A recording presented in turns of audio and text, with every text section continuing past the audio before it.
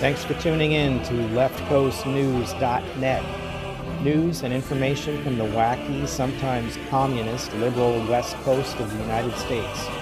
For more, visit leftcoastnews.net.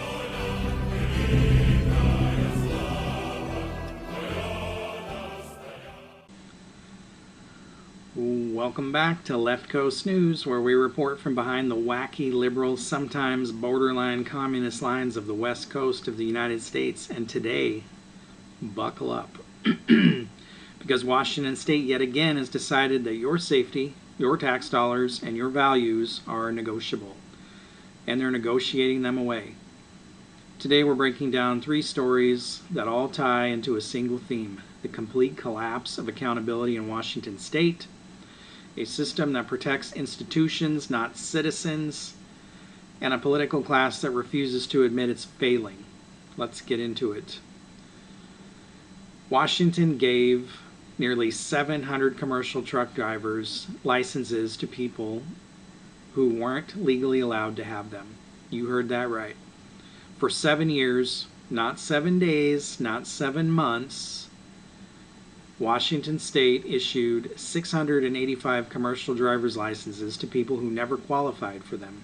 Many were non-citizens who do not meet federal requirements.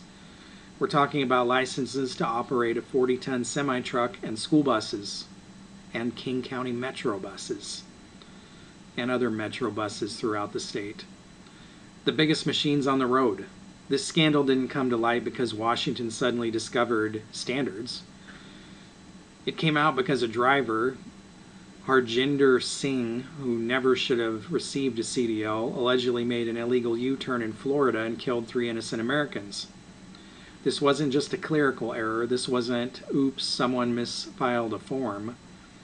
This was the system failing at its most basic job, protecting the public.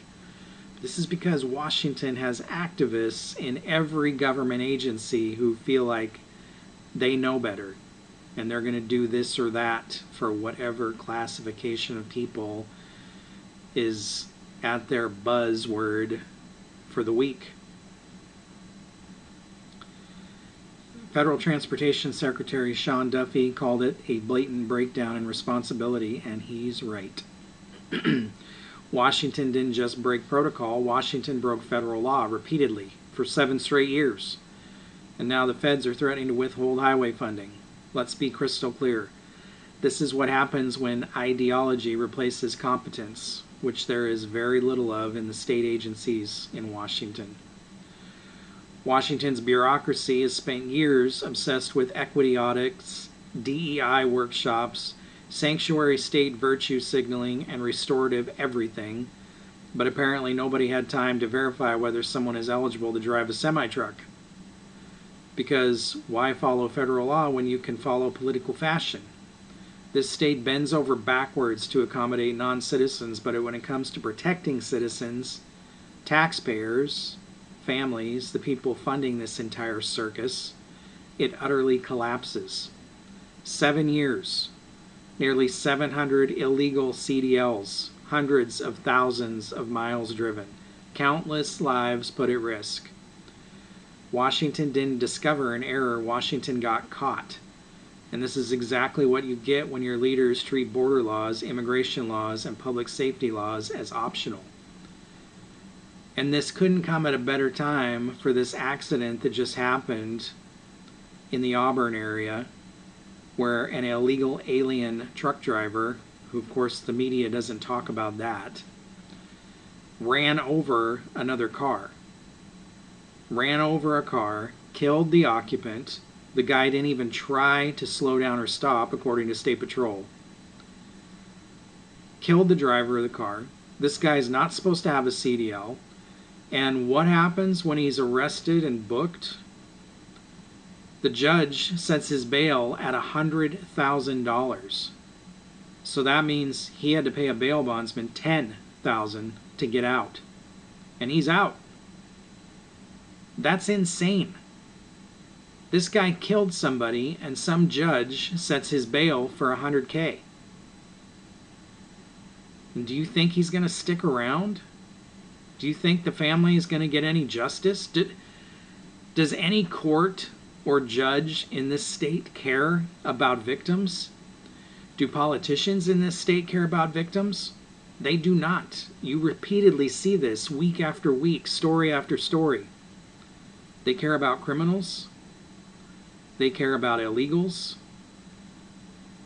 They care about people that are sucking off the government teat, and that is it. All right. Now we're going to talk about Thurston County's budget meltdown. And this is a story playing out in countless counties across the state, but we're going to focus on Thurston County. A $23.8 million deficit, but somehow government keeps growing. Thurston County, the capital of the state, is in financial freefall, like many of these blue counties and cities and the state overall. County leaders admit this was not an easy year. Well, it's never an easy year when you spend like a drunken legislature and then act surprised when the bill comes due. Thurston County was staring down a $23.8 million deficit for 2025, and the 2026-27 forecast looked even worse. Why? Why, may you ask? Because expenses keep climbing while the county refuses to cut anything meaningful. Instead, they proposed a 26% slash to the general fund, panicked, and then massaged it down to $9.8 million cut, mostly by finding more revenue. And where do you think that revenue comes from? You, the taxpayer, always. But here's the kicker, the part no one in Olympia or local government wants to admit. When government makes budget mistakes, the first departments on the chopping block are always law enforcement, prosecutors, and courts. Public safety, always. The sheriff's office, the prosecuting attorney's office, and the juvenile court took the largest cuts in the final budget. Even though the sheriff's department is hiring more deputies right now thanks to the public safety sales tax, the facts remain. The county had no plan. The county overspent for years, and when money got tight, they threatened to cut public safety first. Meanwhile, every failed social program, every pet project, every layer of bureaucracy remains untouched. Isn't it fascinating that the sheriff's office, the people actually enforcing the law, the same law Washington refuses to follow when handing out CDLs, ends up on the chopping block?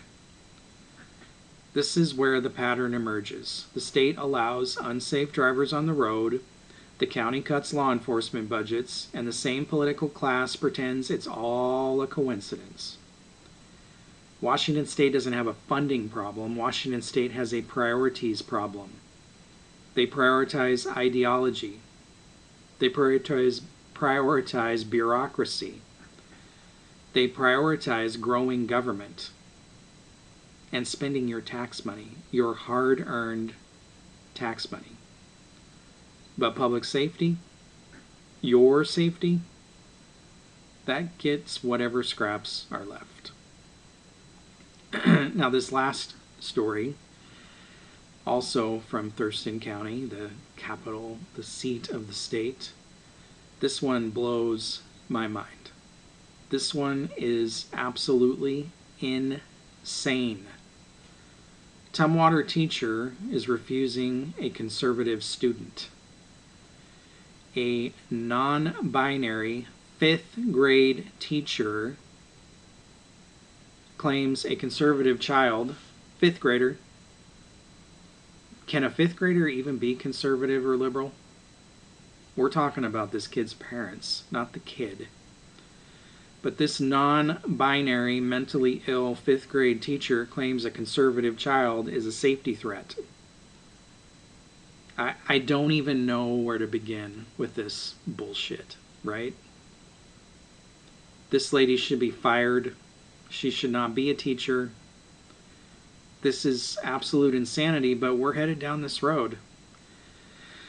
A 5th grade teacher, self-identified gender non-binary, going by MX TJ Thornton, refused to teach a 10-year-old boy because his parent is a conservative school board member. Not because the student misbehaved, not because the student said anything offensive, not because of any disciplinary issue. No. The teacher said the child created safety concerns simply because his family does not support LGBTQIA plus ideology. This teacher went further. They actually requested that the district create a policy to prevent placing students from conservative families in their classroom.